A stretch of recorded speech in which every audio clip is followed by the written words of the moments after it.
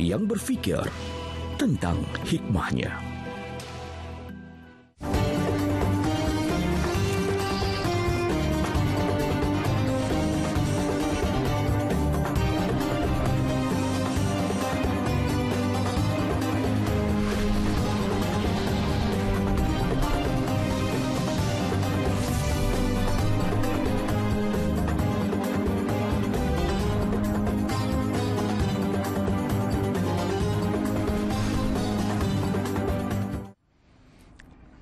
Bismillahirrahmanirrahim. Assalamualaikum warahmatullahi wabarakatuh.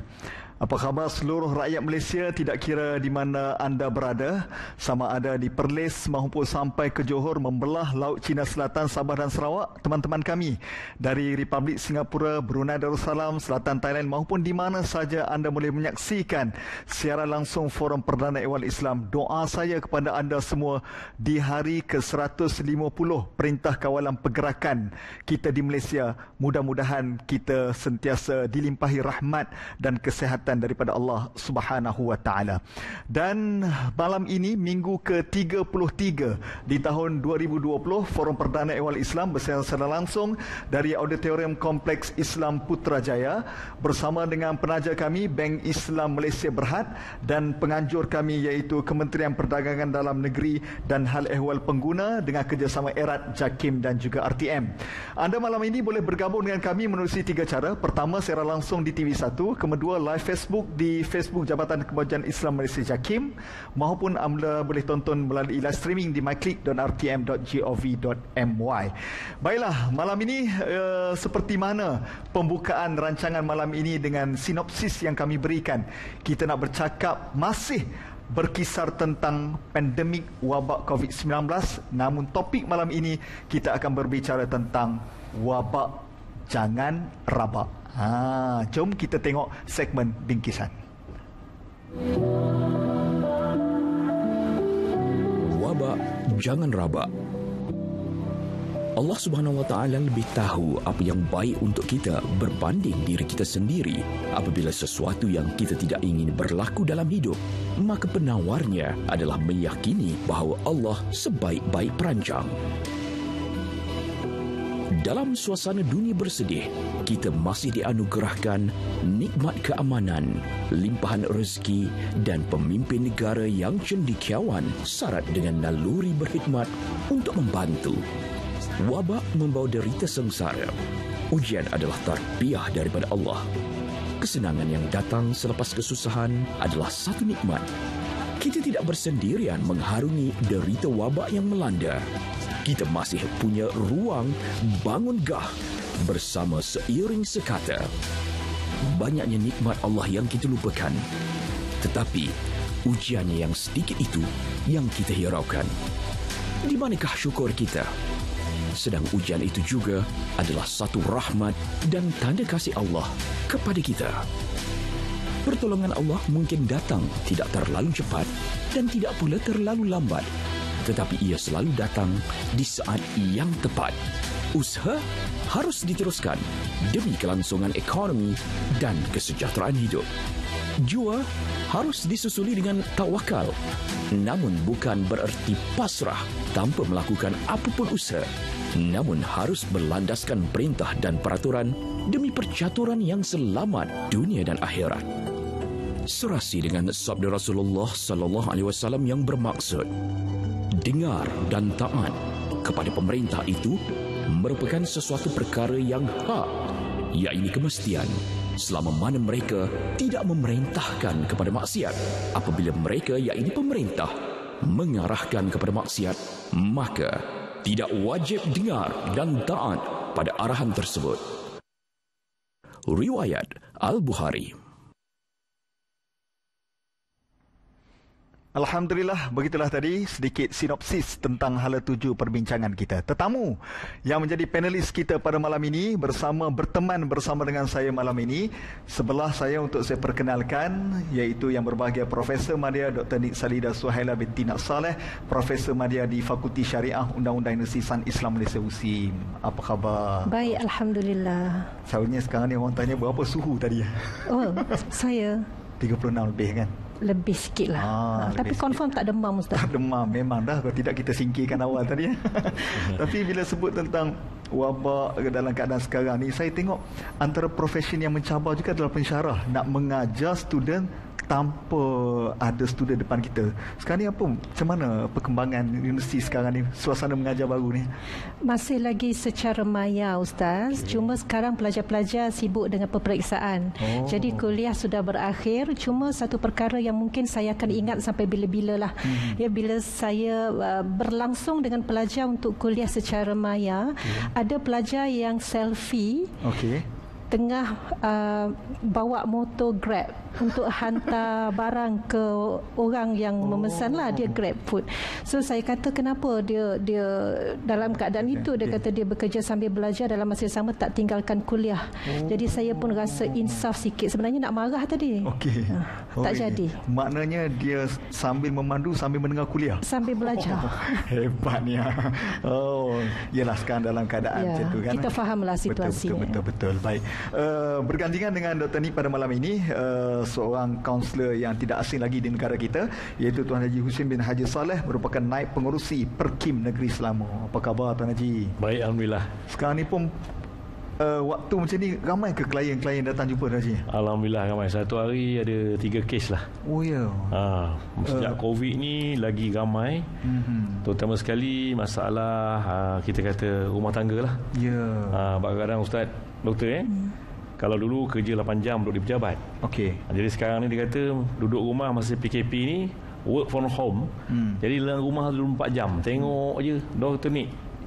Suami tengok isteri, isteri tengok suami. Lalu dia tak tahu benda nak bercakap. Jadi itu yang datang buat kaunseling tu. Sebelum kita kata pergi kepada krisis yang lebih teruk lagi lah. Baik, nanti kita akan sentuh juga dalam jangan rabak dalam wabak ini, soal pengurusan rumah tangga, perbelanjaan sebagainya. Baik, saya nak mulakan dengan Dr. Nik terlebih dahululah. Dalam pembacaan saya yang ringkas, saya tengok dalam sejarah dunia ada 5 pandemik yang paling dahsyat berlaku. Antaranya Spanish flu, kemudian ada smallpox, AIDS, HIV sebagainya yang dahsyat lah. Dan mereka isytiharkan COVID ini antara yang terbaru dan terdahsyat kerana ia merentas sempadan negara. Sebagai orang Islam, apa sahaja yang berlaku dalam dunia ini, kita percaya ia ketentuan dan aturan Allah, dan tentu ada di sebaliknya hikmah dan perkara yang Allah Ta'ala sampaikan. Mungkin doktor boleh berkongsi dengan kita apa tabir hikmah di sebalik pandemik COVID ini. Silakan doktor. Bismillahirrahmanirrahim. Allahumma innaka khalaqul azim wa innaka sami'un alim, innaka ghafurur rahim, innaka rabbul arsyil azim, innakal barul jawadul karim. Alhamdulillahi rabbil alamin, wassalatu wassalamu ala asyrafil anbiya'i wal mursalin wa ala alihi wa ashabihi wa man tabi'ahum bi ihsanin ila yaumiddin, amma ba'd. Terima kasih Al-Fadhil Ustaz Hariri selaku moderator kita malam ini. Yang saya muliakan panel gandingan Tuan Haji Hushim bin Saleh, tuan-tuan puan-puan sidang penonton yang dirahmati Allah sekalian, Assalamualaikum warahmatullahi taala wabarakatuh. Waalaikumsalam. Tuan-tuan yang dihormati Allah sekalian, bila kita sebut wabak ataupun dalam bahasa Arabnya wabaun, inilah yang dikatakan satu kejadian yang berlaku dalam sesuatu kawasan ataupun sesuatu tempat yang terjadi secara mengejut, yang menular secara pantas, yang kita fahami, dan inilah juga yang dimaksudkan di dalam Kamus Dewan 2005.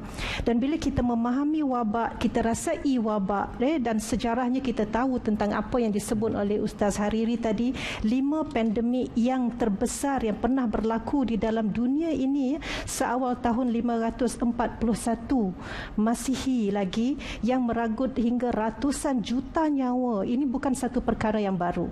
Dan yang lebih awal daripada itu, inilah yang kita perlu fahami pada malam ini, sebagaimana yang dikalamkan oleh Allah Subhanahu wa taala dalam surah Al-A'raf ya, yang mana surah ini secara umum menggambarkan tentang bagaimana Nabi Musa dan pengikut-pengikut Nabi Musa ditentang oleh Firaun dan kaumnya dengan begitu hebat sekali. Ya, mereka amat sombong, mereka memperolok-olokkan mukjizat Nabi Musa, mereka mengeji, mereka menghina, ya, mereka bahkan bersumpah walau apa pun yang berlaku, kata Firaun, mereka tidak akan sekali-kali beriman kepada Nabi Musa. Dan kerana kesombongan dan takabur inilah akhirnya yang berlaku apa dia? Dalam surah Al-A'raf Allah kalamkan walaqad akhadna ala fir'auna bis-sinina wa naqsim minas samarati la'allahum yadhakkarun. Ya, dan sesungguhnya kami telah menimpakan Firaun dan kaumnya dengan musim kemarau dan kekurangan hasil tanaman. Supaya apa, Ustaz? Supaya mereka insaf dan mereka kembali mengambil pengajaran bahawasanya ada kuasa yang lebih besar daripada mereka yang lebih mampu menjadikan apa sahaja di dunia ini. Itulah yang Allah lakukan. Jadikan kemarau, kemudian tidak ada lagi hasil tanaman. Tetapi mereka tetap sombong. Mereka mengatakan bahawa jika ada kesenangan, itu daripada mereka. Bila ada kesusahan, itulah daripada Nabi Musa dan pengikutnya. Ya, jadi apa yang berlaku selepas itu, inilah yang menarik yang dirakamkan dalam ayat 133 bila mana Allah Subhanahu wa taala menyebut fa arsalna alaihim tufana wal jarada wal qummala wad dafadi'a wad dama ayatin mufassalatin fastakbaru wa kanu qauman mujrimin. Kata Allah, kami pun menghantar kepada mereka taufan, kami hantar pula belalang dan kutu dan katak dan darah sebagai tanda-tanda dan bukti yang jelas dan nyata. Ya, maka mereka tetap berlaku sombong dan takabur dan menjadi kaum yang derhaka. Walaupun kebanyakan ulama menafsirkan bahawa ini bukan wabak penyakit, tetapi ini adalah sebahagian daripada musibah yang dihantar oleh Allah Subhanahu wa taala sebagai bencana yang menimpa Mesir pada tempoh masa yang panjang. Kerana apa? Kerana sombong, kerana mereka melakukan maksiat, kerana mereka enggan beriman. Ya, semasa taufan dan banjir seluruh Mesir tenggelam, Ustaz. Kemudian semasa belalang kutu menyerang hasil tanaman, tidak ada sumber pertanian. Kemudian datang pula katak yang masuk ke rumah-rumah kediaman. Allahu Akbar. Sungai-sungai dan punca air semuanya menjadi darah, tetapi mereka tidak tetap kembali. Sebab itulah hari ini kita melihat apa sahaja ujian, musibah dalam bentuk wabak atau sebagainya, kita kena kembali ingat bahawa ini adalah satu ujian, ya, tetapi kepada orang beriman dia menjadi rahmat sekiranya kita sabar. Wallahu a'lam. Apabila Allah menghantar tentera-tenteranya untuk kita ambil pengajaran dan kita insaf dan perbaiki. Ya. Dan mudah-mudahan inilah yang dapat kita belajar hikmah besar daripada peristiwa ini. Baik, Tuan Haji, saya perhatikan dalam tempoh 150 hari PKP ini, cabaran adalah untuk kelangsungan hidup. Hari ini fikir pula esok boleh makan ke tidak, nak kerja apa, ada yang kena berhenti dan sebagainya.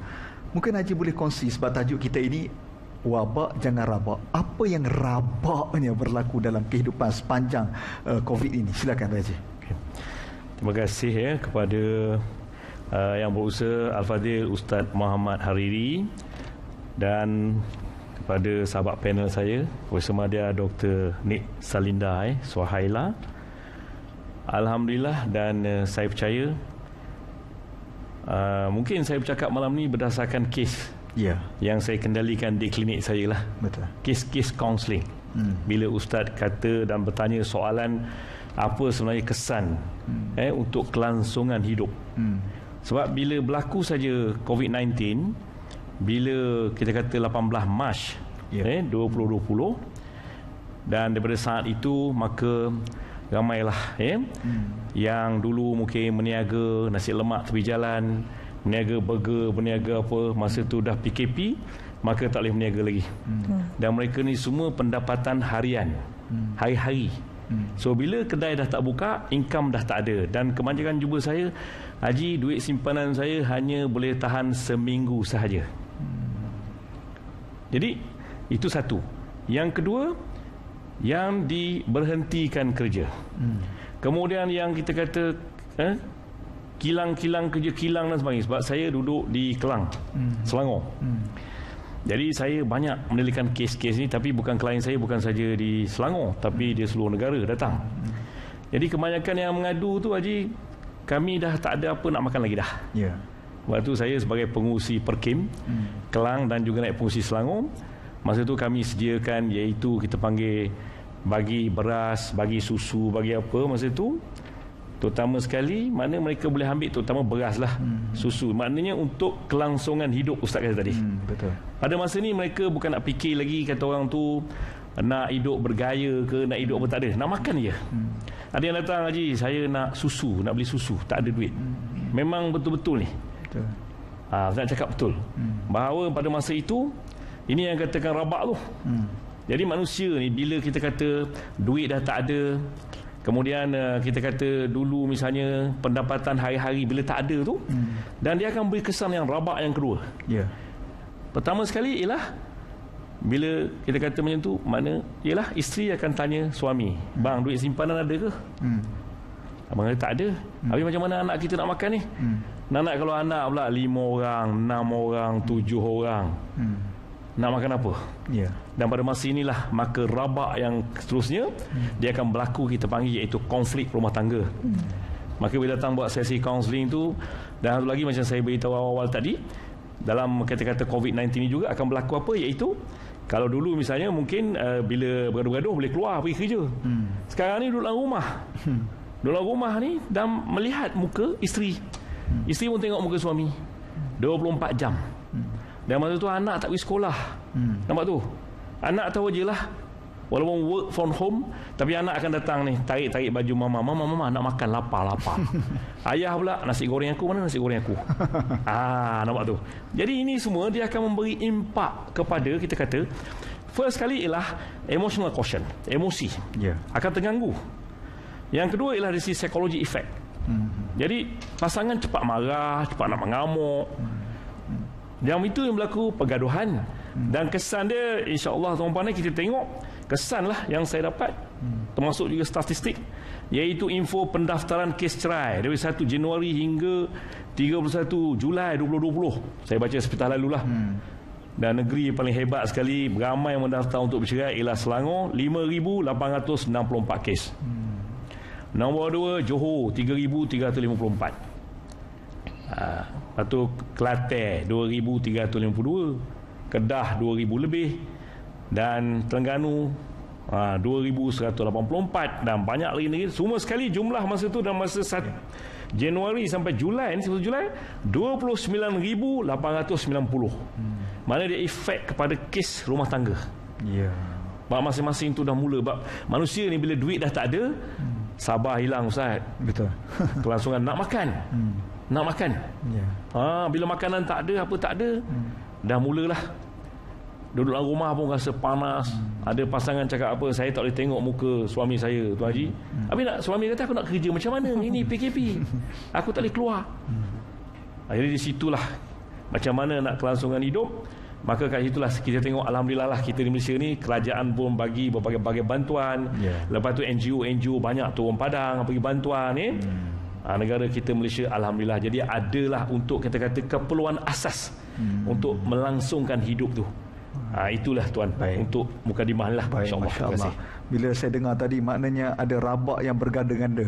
Lepas satu rabak ke satu rabak dan sebagainya. Sebab itu KPDNCP buat program ini supaya tak ada rabak yang seterusnya yang berkaitan dengan kewangan dan sebagainya lah. Tapi saya tertarik juga disebut tadi, bila kita tak jangka situasi ini ada, dan bila terkena, kita seperti panik sebentar. Macam mana nak urus keuangan, bagaimana nak kelangsungan hidup dan sebagainya. Jadi ada juga diberi moratorium. Jadi bila nak habis moratorium, macam mana pula kita nak sesuaikan pula. Semuanya nanti kami akan bincangkan dalam pusingan yang seterusnya. Jangan ke mana-mana, kita berehat seketika.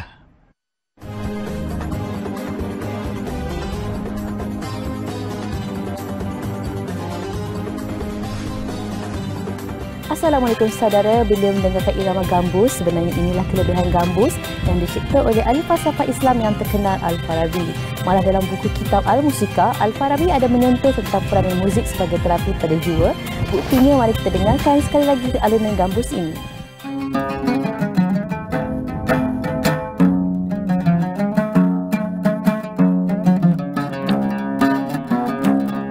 Dengarlah, dengarlah saudari-saudara.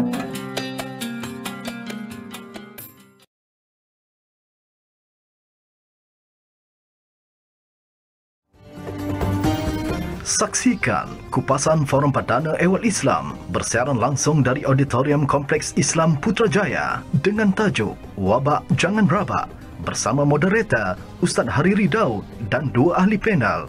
Khamis ini 9 malam hanya di TV1.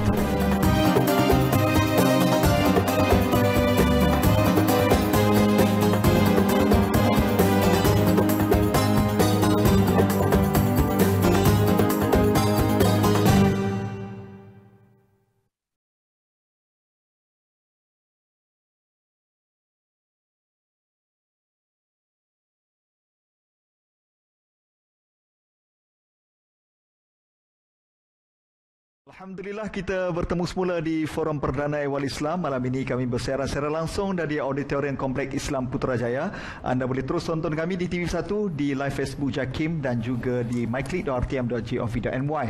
Bersama dengan penganjur dan penaja kami Bank Islam Malaysia Berhad, sebuah bank terbaik di Malaysia, dan juga penganjur kami Kementerian Perdagangan Dalam Negeri dan Haiwan Pengguna bersama dengan Jakim dan juga RTM. Baik.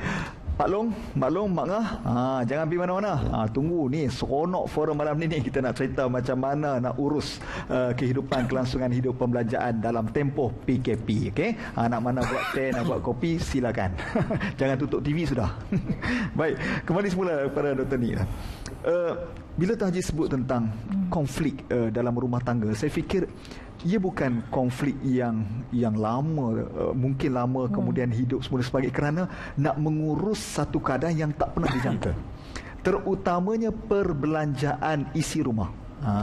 Macam mana nak urus dulu, boleh makan lebih sikit, sekarang ni kena catu sikit dan sebagainya. Dan saya tengok di dalam rumah ni Menteri Keuangan dia wanita, macam rumah saya lah. Saya Perdana Menteri tapi Menteri Keuangan tentukan pembelanjaan rumah. Betul. Jadi sebagai mungkin peranan wanita, macam mana kita nak susun semula perbelanjaan supaya kita ini dapat mengurus rumah tangga kita dalam keadaan baik dalam tempoh mencabar ini. Silakan Doktor. Terima kasih Ustaz Hariri, tuan-tuan puan-puan yang dirahmati Allah sekalian. Sebagaimana yang dikongsi oleh Tuan Haji Hushim tadi, memang kita tahu itulah yang berlaku dalam masyarakat kita sepanjang tempoh kawalan pergerakan. Ya, dalam suku tahun pertama 2020 ini sahaja 42% orang hilang pekerjaan. Itu belum masuk bulan April, ya, yang mana dijangka sehingga 50% dan ke atas yang hilang pekerjaan, yang kebanyakan mereka adalah berusia 40 tahun ke bawah dan majoritinya lelaki. Jadi fakta ini jelas kepada kita bahawa orang lelaki sekaligus sebagai penyedia nafkah dalam rumah tangga ini hilang dah mata pencarian. Ya, macam mana nak menyediakan ataupun mencukupkan ekonomi rumah tangga, tak ada mata pencarian. Dan inilah sebenarnya yang kita rasakan begitu sedih, ya Ustaz, dan sebagai Menteri Keuangan sudah tentu akan ada rasalah kesannya, ya. Menteri Keuangan dalam rumah ni bukan menteri betul. Ya, tapi Menteri Keuangan tak bimbang sangat pasal Perdana Menteri ada. Kita ada masalah, Perdana Menteri ada, kita tak bimbang. Ya, jadi itulah yang berlaku, yang mana saya rasa kita orang perempuan, ya, suri rumah, ibu-ibu sudah mula mengambil pendekatan yang berbeza. Kalau belum ambil pendekatan yang berbeza sesuai dengan norma baharu, pendekatan kita pun baharu dalam ekonomi rumah tangga, Ya, kita kena banyak berhati-hati. Itu pun saya rasa syukur dan kita ucapkan terima kasih kepada KPD NHCP ya, sebab telah pun menurunkan harga pelitup muka. Ya, katanya bermula pada hari Sabtu ini 15 Ogos ya, diturunkan sebanyak 30 sen. Ya, jadilah RM1.20. Tapi kata YB Menteri Datuk Alexander Nantalinggi katanya nak turun 80 sen, tapi tak tahu bila. InsyaAllah dalam masa terdekat. Tengok macam mana keperluan domestik. Jadi inilah yang kita rasa syukur dan kita ambil kesempatan. Yang pertama sekali, suri rumah tangga ataupun menteri-menteri keuangan dalam rumah buat agihan pendapatan. Ya, kalaulah kita masih ada mata pencarian ataupun ada simpanan, ya, kita terus letakkan dalam sebulan apa yang kita perlu lakukan dari segi pembayaran. Ada hutang berapa persen, barang dapur berapa persen, kemudian dari sudut ubat-ubatan berapa kita nak allocate. Ya, dan kita kena tahu juga yang kedua, ya, bila mana kita dalam tempoh kawalan pergerakan, minyak kereta kita tak beli sangat, tol kita tak bayar sangat, ya, makan luar pun tidak. Jadi sebenarnya itu kesempatan kita ambil untuk menabung. Ya, jangan pula duit yang kita berjimat dalam tempoh PKP itu kita spend pada benda yang kita rasa tidak ada keperluan. Sedangkan masa depan kita pun kita tidak tahu lagi bagaimana keadaan akan datang, ya. Jadi menabunglah yang kedua. Kemudian yang ketiga, jauhi shopping online. Sebenarnya bila kita duduk rumah kan, kuliah online Tuan Haji, shopping pun online lah. Jadi bila banyak masa tu kan, tadi Tuan Haji kata takkan suami tengok isteri, isteri tengok suami, baik kita tengok komputer. Ya, kita pun tengoklah shopping online yang ada macam-macam medium. Jadi itulah tangan kita pun geram nak tekan situ, nak tekan sini, masuk ke dalam troli itu kan. Jadi ini satu perkara yang mungkin kena elakkan sikit, ya. Ada orang dia terapi dia shopping. Ini susah ni dalam tempoh kawalan pergerakan. Jadi dia nak kena pergi online lah shoppingnya tu untuk jadi terapi. Jauh-jauhkan sikit sebab kebanyakan kajian mengatakan bahawa ini dilakukan, ya, kebanyakannya kita buat pembelian yang tidak perlu bila kita shopping secara online. InsyaAllah banyak lagi caranya, tetapi saya rasakan sesuaikanlah dengan apa yang kita rasa sesuai untuk keluarga kita dari segi penjimatan, insyaAllah. Bila Dr. Nik sebut tentang shopping online macam cakap kat saya je. Terasa. Kalau terasa. Saya banyak. Yang menonton awak pun sama juga. Tapi inilah yang betul juga. Bila tak tahu apa tengok, murah pula. Kan? Tekan sikit-sikit. Selama ni murah dah tapi tak perasan. Itulah. Dan dia orang ni pandai pula turunkan harga waktu ni sebagainya kan. Tapi berpada-pada dan ikut keperluan. Dan kadang-kadang ada yang online tu lebih murah daripada yang kita beli secara terus sebagainya lah kan. Jadi nak shopping online lagi lah Ustaz. Baik. Tuan Haji, saya nak ada juga kerisauan masyarakat apabila akan berakhirnya September. Berakhirnya September ini akan berakhirlah moratorium. Kita pun tak pernah dengar perkataan moratorium, tiba-tiba ini maksudnya kan. Sebelum ni kita tak bayar, saya pun banyak saya saving dan sebagainya, tapi bila berakhirnya akan mula pemotongan. Jadi macam mana kita nak hadapi situasi ini supaya kita ini dapat mengurus kehidupan kita norma baru dengan baik? Silakan Haji. Terima kasih yang saya hormati Tuan Ustaz Al-Fadhil Ustaz Muhammad Khairi.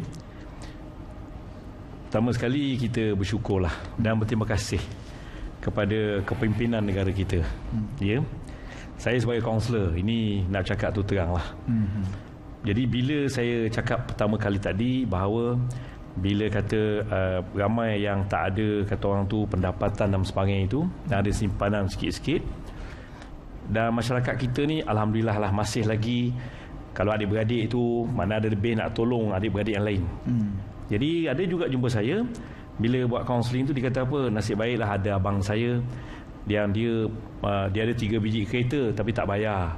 Inilah dia bila moratorium ni. Tu rumah pun tak kena bayar. Jadi dia pun bantulah keluarga saya ni sebab saya jual nasi lemak. Saya tak ada gaji tetap. Jadi kat sini saya nampak terima kasihlah pada pihak kerajaan kerana prihatin kepada rakyat Bayangkanlah pada masa itu misalnya kalau kita kena bayar kereta, kena bayar rumah dalam keadaan ekonomi macam ini. Tapi moratorium pada masa itu memang sangat-sangat membantu. Tapi persoalan Ustaz tadi, kita akan berakhir September ni. Ini yang ramai sekarang ni dah mula stres. Dah mula tertekan tu. Doktor Nik, betul Ya, betul. Duk fikir balik, duk kira-kira balik dah. Ni bulan Ogos, ni kira September. Bank pun dah hantar WhatsApp Bank dah mula SMS ni. Dah hantar WhatsApp, dah hantar benda semua. Kira di awal kita kata Oktober, 1 Oktober, maka akan masuk 3-4 Oktober akan masuk. Itu pasti. Sebab kita dah daripada kita kan 6 bulan dah kita tak ada bayar dan sebagainya. Macam kata tadi lah, sepatutnya masa kita moratorium ni, mana duit yang kita tak bayar tu mungkin dah kita bayar kereta, bayar rumah, mungkin masa tu kita buat simpanan. Sebab kita akan pergi kepada zaman yang begitu mencabar ni pada bulan Oktober, bulan November nanti, bulan Disember nanti. Lepas tu kira anak nak pergi sekolah pula Januari 2021. Nampak tu? Betul. Jadi apa yang perlu sekarang ni ialah kalau boleh maknanya kita meletakkan senarai keutamaan, the priority tu dalam kita nak berbelanja. Mana yang perlu? Mungkin sekarang ni yang perlu ialah dari segi keperluan asas untuk makan, minum dan sebagainya. Tetapi kita janganlah pergi misalnya kata kita mungkin duit ada ke, mungkin banyak kata Dr. Nik tadi lah, nak shopping sana, shopping ni duit lebih ni. Dia memang manusia, dari sisi psikologi dia, bila duit lebih saja dia mula kita kata tu naluri untuk berbelanja tu adalah tinggi. Tak kira lelaki, tak kira perempuan lah. Nak sekarang semua nak membeli semua pakai online je Ustaz. Betul Betul. Betul Ustaz Betul. Tengok aje nak beli ni. Jadi dalam hati tu dia ada self talk dia panggil. Kita ni ada self talk. Self talk akan apa? Akan berlawan dalam diri tu. Nak beli tak nak beli. Nak beli tak nak beli. Nak beli tak nak beli. Tapi tengok pula simpanan ada. Sedangkan tadi dah bincang tu dengan isteri dia, ataupun Menteri Kewangan. Menteri Kewangan kata simpang bang, ni kat gigi bulan 9 nanti moratorium kita dah habis. Tapi suami kata, isteri kata tak apa bang, kita beli dulu sikit-sikit bukan banyak. Jadi benda tu nanti dia akan berlaku self talk, dan itu juga menjadikan kita tidak merancang. Kalau boleh kita merancang the priority kita tu, mana yang penting. Jadi kalau boleh misalnya kata yang pertama pelajaran dapur, makan minum, tu the basic needs tau, keperluan asas. Kemudian mungkin kita pergi juga kepada keperluan-keperluan untuk pembelanjaan anak-anak yang itu dulu. Jadi yang lain-lain ni contoh mungkin untuk membeli pakaian dan sebagainya itu kita dah ada. Itu tak apa. Sebab saya dah nampak ni paling ramai sekarang ni dah mula kata orang tu bincang-bincang, dah mula pening kepala juga. Ni bulan 9 lagi habis, mana nak cari duit? Jadi kalau boleh saya nak beritahu iaitu belanja tu kena berhemah. Belanja kita sekarang ni kena berjimat cermat dan ada duit simpanan tu. Jadi itu dulu Ustaz InsyaAllah. Masya Allah. Sebab itu kita kena rancang keuangan kita supaya kita ini tidak panik ataupun kita ini tidak dapat menguruskan keuangan kita dengan baik, dan perlu jadi pengguna yang bijak apabila kita membuat perbelanjaan. Baik, kita akan berehat seketika. Saya bagi ruang pada penonton untuk nak pergi mana? Toilet ke? Buat air, silakan. Tapi saya bagi 2 minit untuk kembali semula selepas ini bersama kami Forum Perdana Ehwal Islam.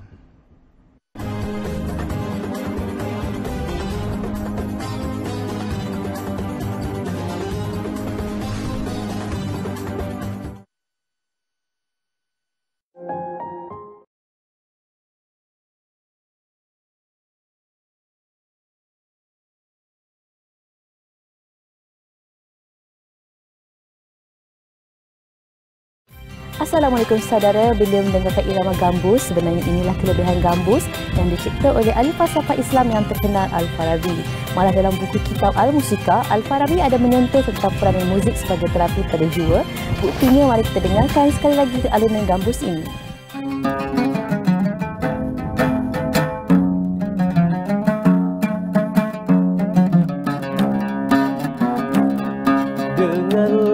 Dengarlah saudara. Saksikan kupasan Forum Perdana Ehwal Islam bersiaran langsung dari Auditorium Kompleks Islam Putrajaya dengan tajuk Wabak Jangan Rabak bersama moderator Ustaz Hariri Daud dan 2 ahli panel. Khamis ini 9 malam hanya di TV1.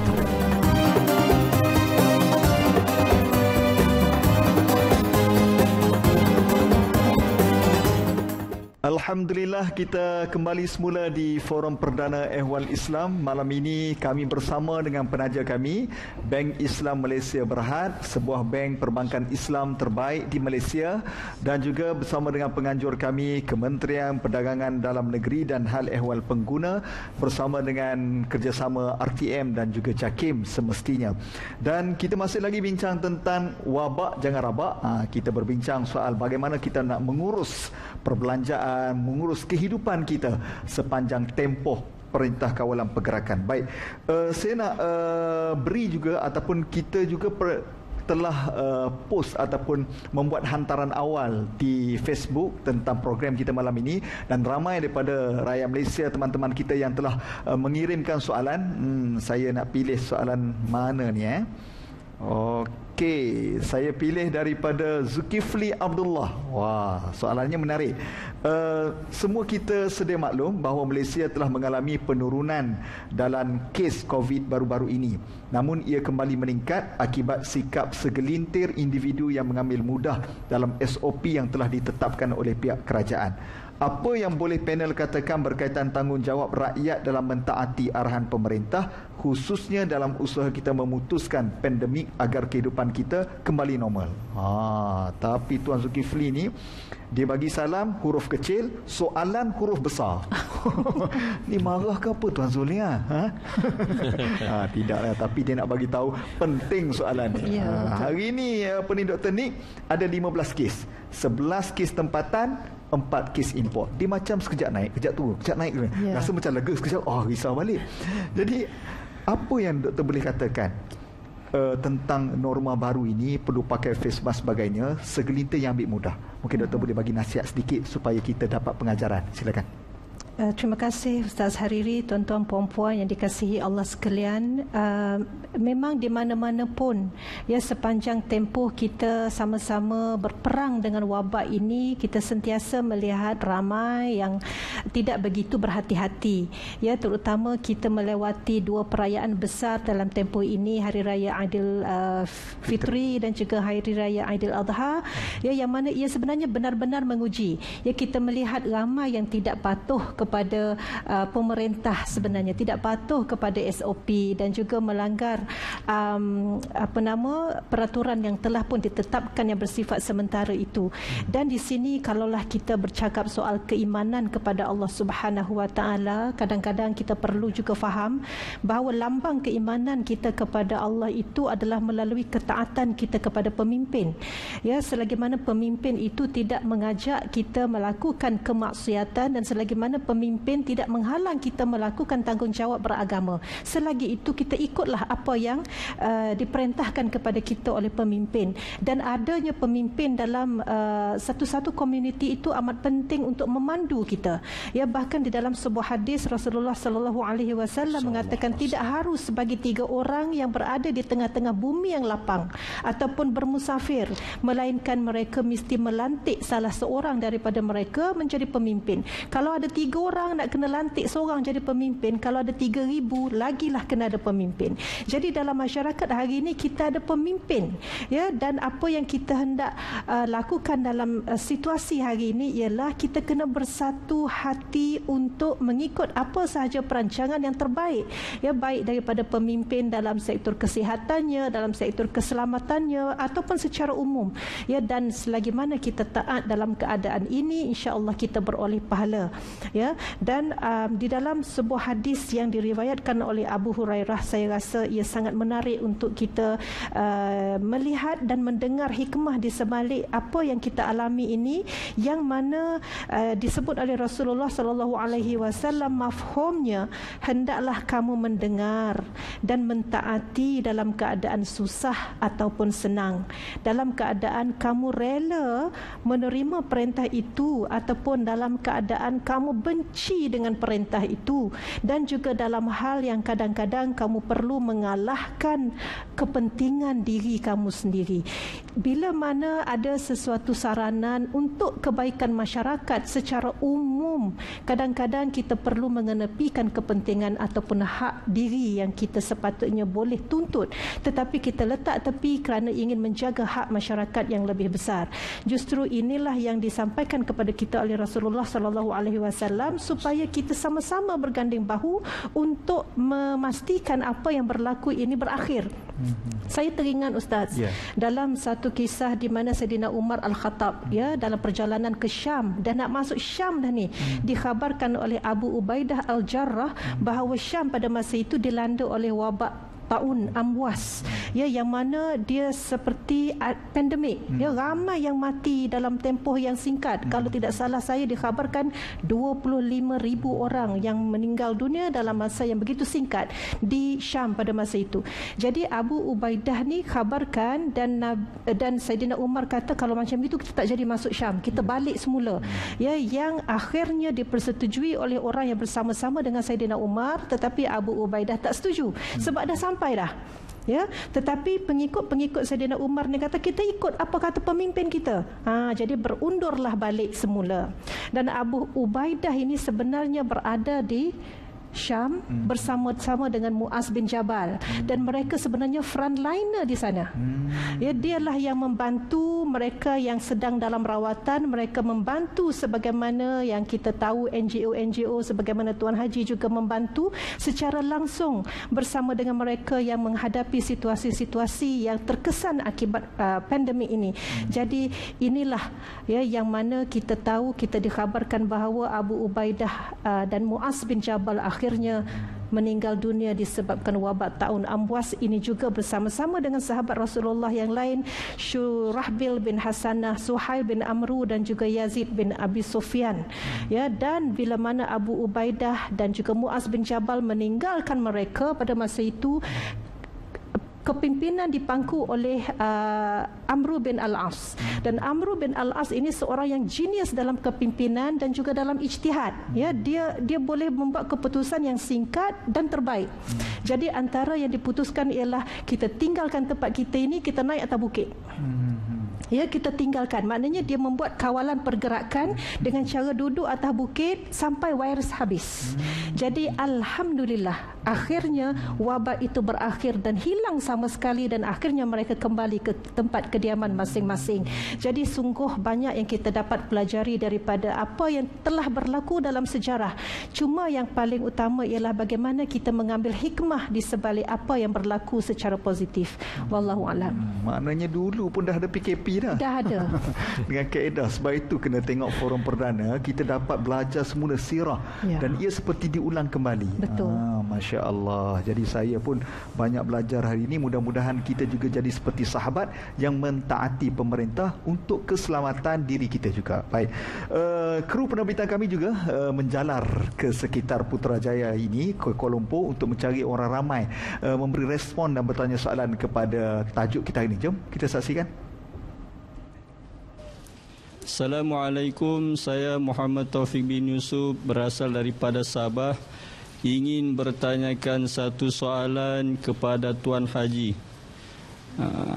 Soalannya, ada peniaga yang ambil kesempatan dalam kesempitan dengan menaikkan harga dalam keadaan rakyat susah. Mohon komen daripada Tuan Haji. Terima kasih Tuan Taufik Yusuf. Wah, ini memang kejam betulnya. Dah lah orang susah, ambil kesempatan pula. Tapi memang ada mentang-mentang dia jual nasi lemak dengan itu kan sebagainya kan. Tapi ada juga Haji, saya tengok yang bagaimana kita ni diuji iman kita. Waktu kita susah ni lah, datang orang hulu rasuah sebagainya, akhirnya menyebabkan kita, aku tak cukup duit, aku berlawan pula dengan nafsu. Mungkin Tuan Haji boleh sentuh dalam perkara ini, silakan. Terima kasih Ustaz Fadil, dan terima kasih juga kepada yang bertanya sahabat kita tadi. Memang kita kata bila manusia ni Allah uji dalam keadaan kesempitan ni, jadi manusia ni akan, kita kata yang pertama sekali dia akan attack dia punya, iaitu emosi dia. Yang kedua, dia akan pergi pada maknanya apa saja yang boleh mendatangkan hasil, dia akan buat. Macam kata tadi Ustaz lah, boleh ambil rasuah ke, boleh apa ke, tak kira lah. Dan kalau peniaga, mungkin inilah masa untuk dia nak menaikkan harga barang.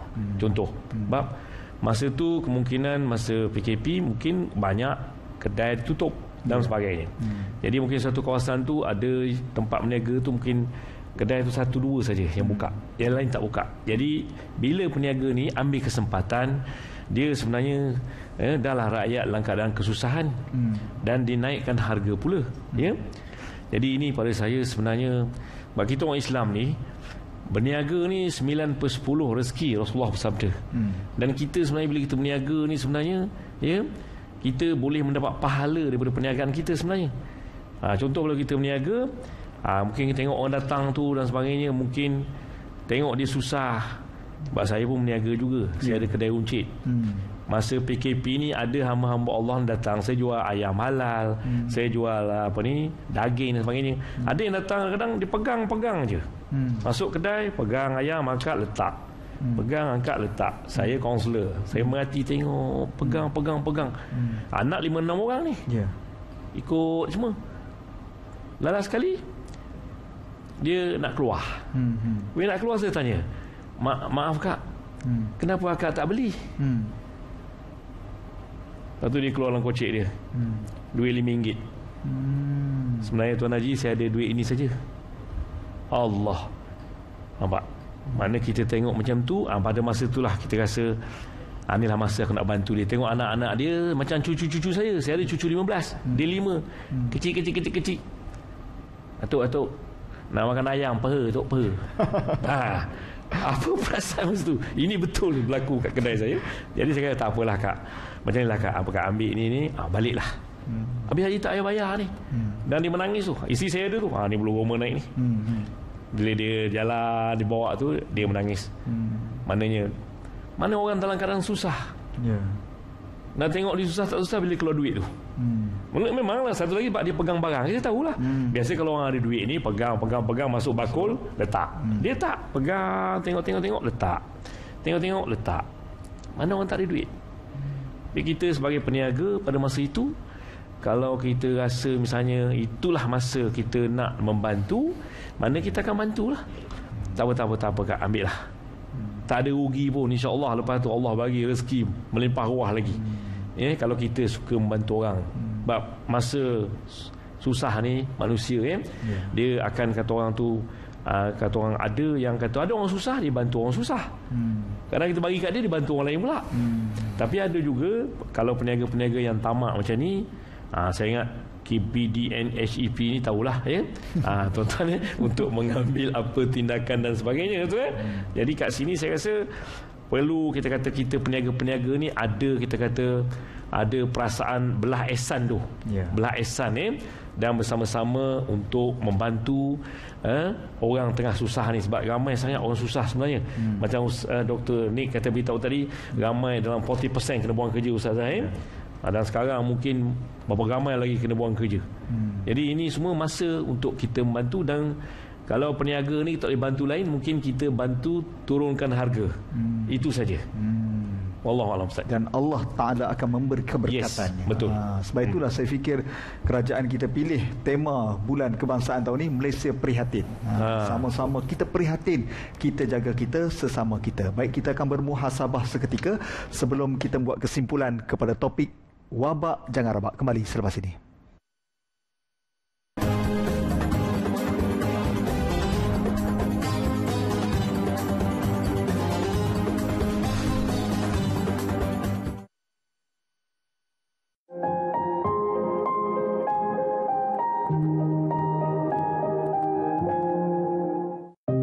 Di saat kita menikmati rezeki yang enak,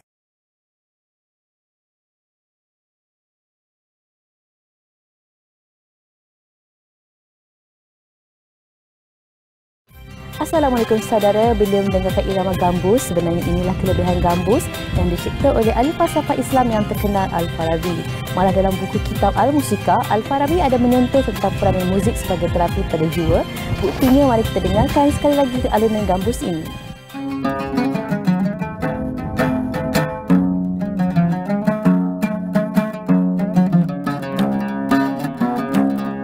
Dengarlah, dengarlah saudari-saudara.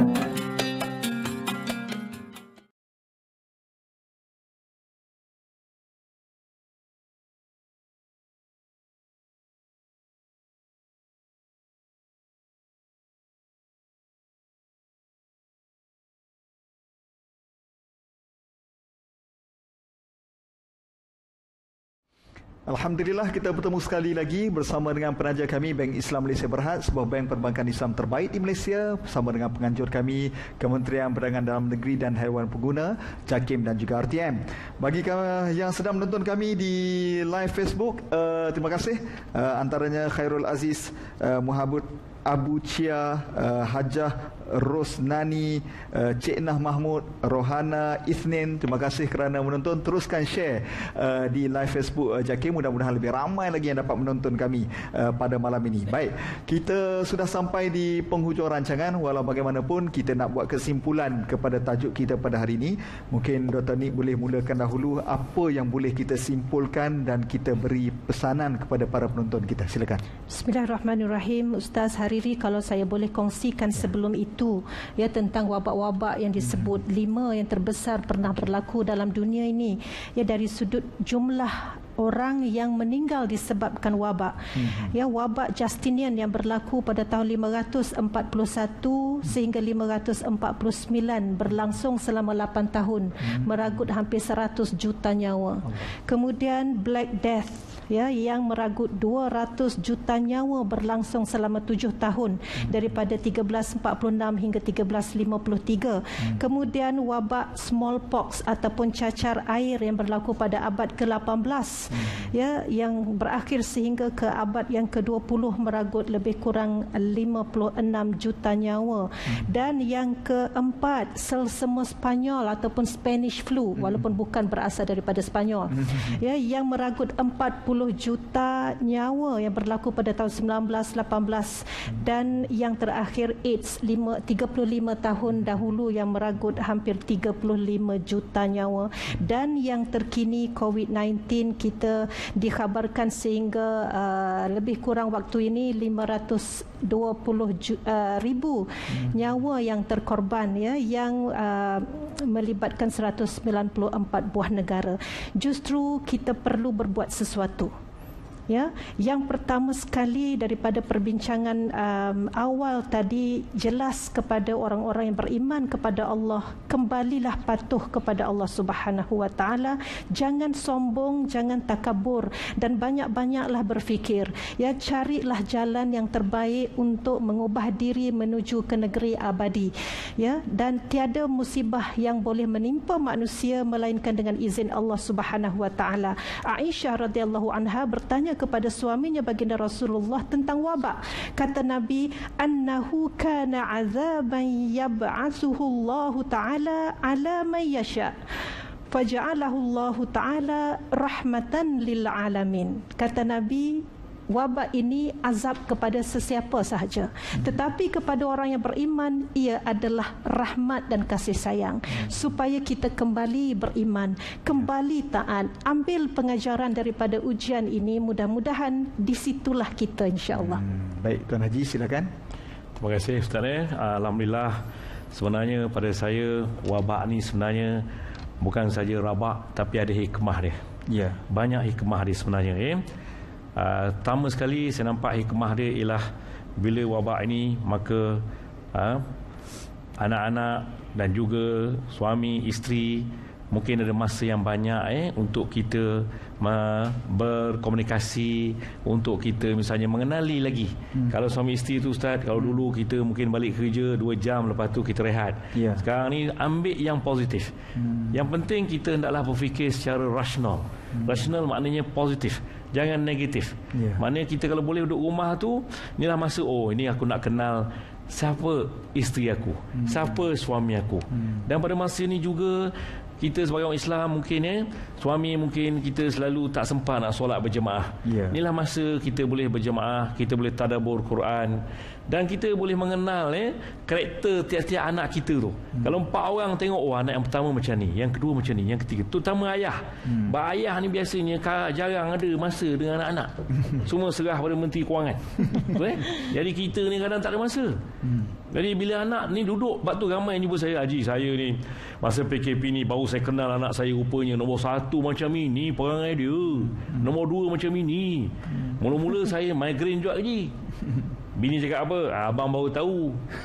Saya dah beberapa tahun dah jaga budak-budak ni. Abang sekarang duduk kat rumah baru abang tahu. Ada hikmah dia. Betul. Nampak tu? Jadi kita akan kenal karakter, personality anak kita. Dan kita antara suami isteri pun kita makin rapat.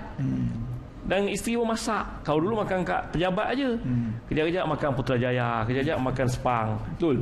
Jadi bila kita dah duduk kat rumah ni apa benda, isteri kita masak. Air tangan isteri tu, doktor, dia mahal tu. Jadi kasih sayang, kita tengok hikmah. Jangan tengok wabak ni. Sebenarnya Allah tu maha pemurah dan maha penyayang. Betul. Maha pengasih tau. Dia nak kita supaya erat lagi.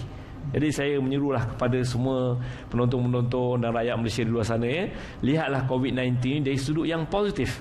Tengok positif, lagi erat hubungan aku, lagi rapat aku suami isteri. Dan kita mungkin lagi erat lagi hubungan kita dengan misalnya ibu bapa kita dan sebagainya. Dan bagi kita yang berada, yang mampu sikit, ya Allah uji kita juga tu. Masa ni lah bagaimana kita rasa belah ihsan, kasih sayang kepada orang susah untuk membantu. Bila orang datang tengok ramai orang susah, pada masa itu inilah masa kita nak bantu. Dan bila orang tu terima, dia bersyukur, terima kasih lah. Walaupun dapat beras 1 kampit, dapat susu, dapat tepung, dapat gandum, dapat sardin 1, syukur, alhamdulillah boleh makan anak beranak. Jadi di sini ada hikmah dia, saya lihat, yang mana kita perlu, kata orang tu, bersama-sama. Tapi yang penting sekali, last sekali, kita rakyat Malaysia hendaklah meneruskan, iaitu disiplinkan diri. Kita jaga kita. Terima kasih Ustaz. Allah. Bila dengar Tuan Haji cakap, rasa macam kena kaunseling saya ni. Rasa tenang. Free of charge malam ni. Alhamdulillah. Jadi mudah-mudahan yang di rumah pun terasa dapat manfaat. Baik, sebelum kita berakhir, jom kita saksikan sedikit mutiara kata. Banyak hikmah yang tersembunyi di dalam ujian COVID-19 ini. Positif fikiran kita, maka kebaikanlah yang kita dapat. Negatif fikiran kita, maka keburukanlah yang kita dapat. Namun ada satu ayat Al-Quran yang membuatkan saya berfikir. Surah Yunus ayat 107. Dan apabila Allah ingin mengenakan seseorang dengan bahaya, tidak ada yang dapat menghapuskannya melainkan Allah. Dan sekiranya Allah ingin memberikan kebaikan kepada seseorang, tidak ada yang dapat menghalangnya di atas limpahan kurniaan Allah. Itu yang telah saya pelajari. Bagaimana dengan anda?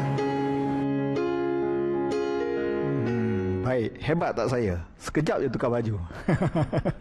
Baik, alhamdulillah, kita ucapkan terima kasih kepada Dr. Nick, kepada Tuan Haji Hushim atas perkongsian sangat baik. Tidak terhingga ucapan terima kasih kepada Bank Islam dan juga KPDNCP yang telah menganjur dan menaja program malam ini.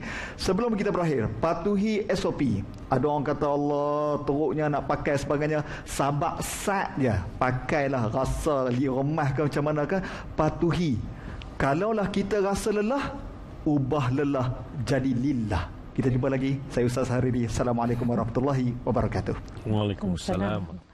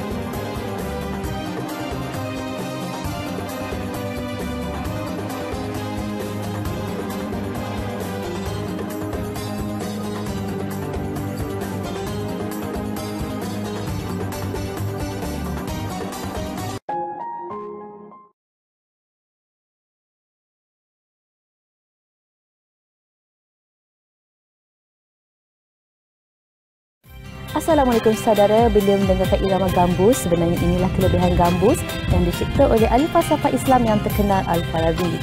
Malah dalam buku kitab Al-Musika, Al-Farabi ada menyentuh tentang peranan muzik sebagai terapi pada jiwa. Buktinya, mari kita dengarkan sekali lagi alunan gambus ini.